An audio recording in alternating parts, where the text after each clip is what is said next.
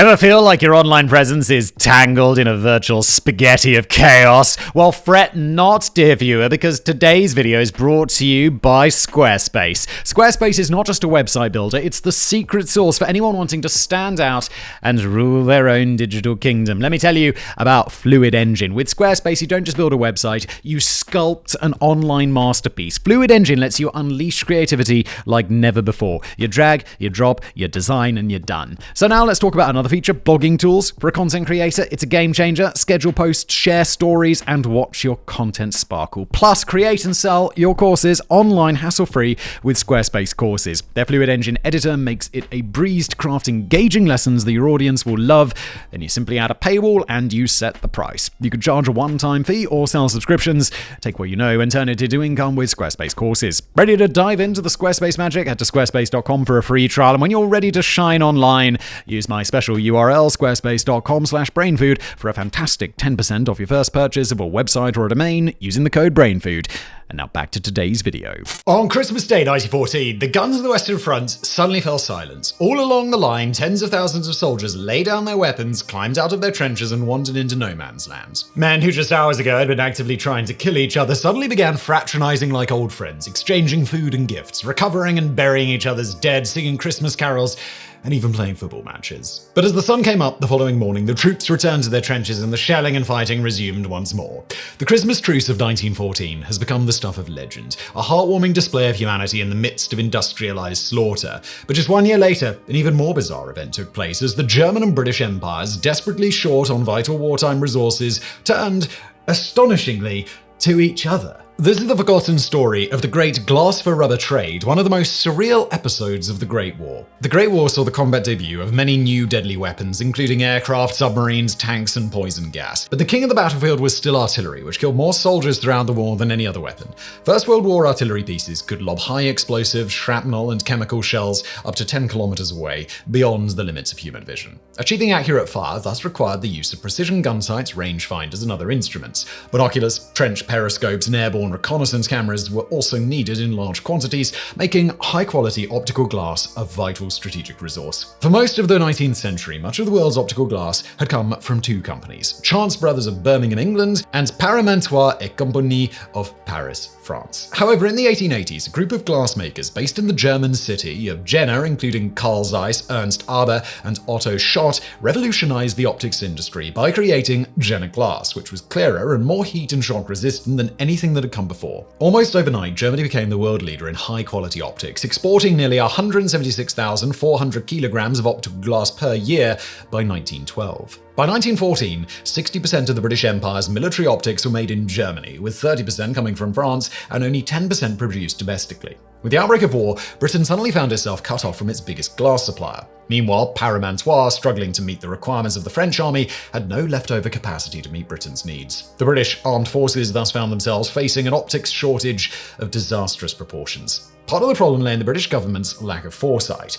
In the early months of the war, Britain's largest supplier of optical glass, Chance Brothers, insisted that its existing production facilities would be more than sufficient to meet the nation's military needs. Given that at the time most military planners believed the war would be over by Christmas, this was not an unreasonable assumption. By early 1915, however, it became clear that the war would likely drag on far longer than anyone had predicted, and that Britain's demand for optical glass would far exceed its domestic production capacity. As a stopgap measure, the British government called on its citizens to donate their own binoculars and telescopes to the war effort and commandeered unsold optics from private manufacturers and retailers. But this was hardly enough to feed the hungry machine, and in late 1915, the newly created Ministry of Munitions, headed by future Prime Minister David Lloyd George, proposed a radical and seemingly treasonous solution: buy the required optics from Germany. Incredibly, the proposal was accepted, and working through intermediaries in neutral Switzerland, the ministry succeeded in brokering a deal whereby German firms like Zeiss would supply the British military with 32,000 pairs of binoculars, 20,000 high-quality models for artillery officers, and 12,000 lower-quality models for regular officers.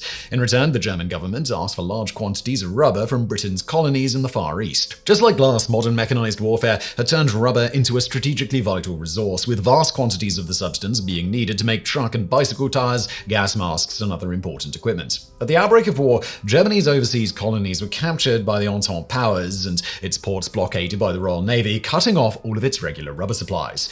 In response, the German government implemented a program of rubber recycling known as Kautschuk Regenerat and funded research into synthetic rubber substitutes. Both German tire manufacturer Continental and pharmaceutical giant Bayer produced truck tires made of dimethylbutanine or methyl rubber, but these were brittle and had to be replaced after only 2,000 kilometers. Furthermore, the limited production capacity of both companies could not hope to meet Germany's military demands. So dire was this rubber shortage that by 1917, large numbers of German army trucks were being fitted with steel wheels that tore up roads, while cyclists had to contend with bulky metal leaf spring tires that did little to smooth the ride. It's thus perhaps less surprising that the Germans were willing to consider trading with the enemy. Incredibly, this deal between belligerent nations was not, strictly speaking, illegal. While the British Trading with the Enemy Act of 1914 ruled that all German assets in Britain were to be seized and placed in the common trust, it said nothing about trade through neutral third parties. However, the glass for rubber trade would have looked more than a little treasonous to the people of both nations, so the negotiations and details of the deal were understandably kept top secret. Unfortunately, one result of this secrecy is that few official records of the deal survive, meaning we have no idea what quantities of goods were actually exchanged or when. But while this has led some historians to suspect that the actual trade never took place, this would not be the last time the Entente and Central Powers would do business during the war. Just 1 year later, for example, the British bought a large quantity of German-manufactured aircraft magnetos, again through a Swiss intermediary. In 1918, the Germans promised the new Bolshevik government of Russia to defend the oil fields of Baku against the Ottoman Empire, then Germany's ally, in exchange for oil from said fields. Yet, even if the deal actually did go through, it would not have been enough to meet Britain's ever-growing wartime demand for glass. Thus, in June of 1915, the Ministry of Munitions struck a deal with the Chance brothers, whereby the government would fund the expansion of the company's production facilities in exchange for manufacturing a large batch of military optics. The deal was highly productive for both parties, and while Britain never achieved complete self-sufficiency in optical glass, the injection of government funding allowed Chance brothers to achieve a level of quality rivaling that of pre-war German firms. But trade deals between enemies are far from unique to the First World War. 30 years later, Nazi Germany would propose a similar exchange, though this time the circumstances were considerably darker. In March 1944, the Nazis launched Operation Margaretha, the invasion and occupation of the Kingdom of Hungary. Hungary had entered the Second World War allied with Germany, being the fourth nation to join the Axis powers after Italy and Japan. Hungarian troops fought alongside German forces during the invasion of Yugoslavia and the Soviet Union, but following a series of costly defeats, Hungarian Regent Admiral Miklos Horthy sought to distance himself from the Nazis. In March of 1942, Horthy replaced pro-German Prime Minister Laszlo Bardosi with the anti-fascist Miklos Kale, who in 1944 negotiated an armistice with the Allies and withdrew Hungary from the Axis powers. In response, Hitler ordered German troops to occupy Hungary and depose Horthy and Calais. In the course of this occupation, German forces rounded up more than 437,000 Hungarian Jews who, up until that point, had been largely spared from the Nazis' final solution.